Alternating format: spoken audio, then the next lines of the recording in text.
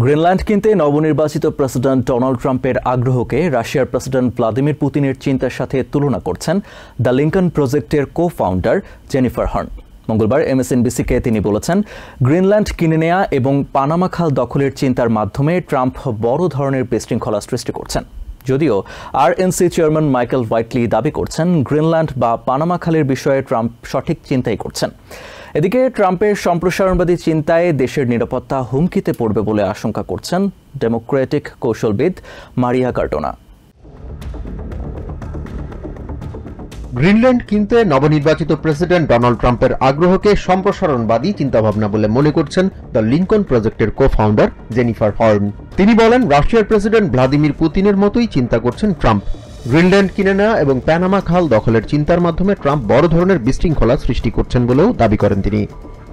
কানাডাকে 51তম state হিসেবে অন্তর্ভুক্ত করতে চাওয়ার মাধ্যমে ট্রাম্প তার সমর্থকদের সামনে নিজের শক্তিমত্তা হাজির করতে চান বলে মনে করেন হার্ন।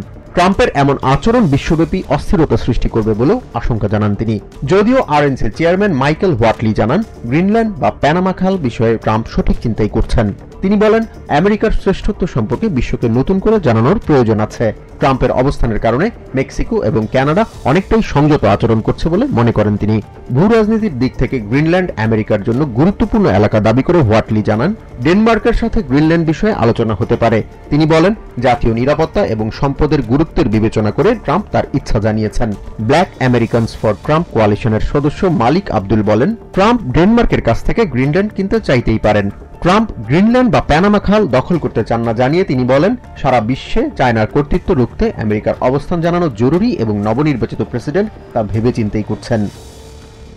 এদিকে ট্রাম্পের সম্প্রসারণবাদী চিন্তায় দেশের নিরাপত্তা হুমকিতে পড়বে বলে আশঙ্কা জানান ডেমোক্রেটিক কৌশলবিদ মারিয়া কার্ডোনা। তিনি বলেন, দেশের নিরাপত্তা নিয়ে ভোটারদের কাছে দেয়া প্রতিশ্রুতি ভঙ্গ করেছেন ট্রাম্প। ক্ষমতায় বসার আগেই নবনির্বাচিত প্রেসিডেন্ট দেশের ভোটারদের আস্থা হারাচ্ছেন বলেও মনে করেন তিনি।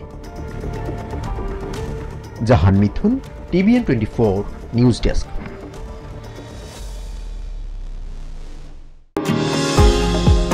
নিউ ইয়র্ক থেকে সম্প্রচারিত TVN 24 টেলিভিশন বিশ্বজুড়ে বাঙালির কণ্ঠস্বর।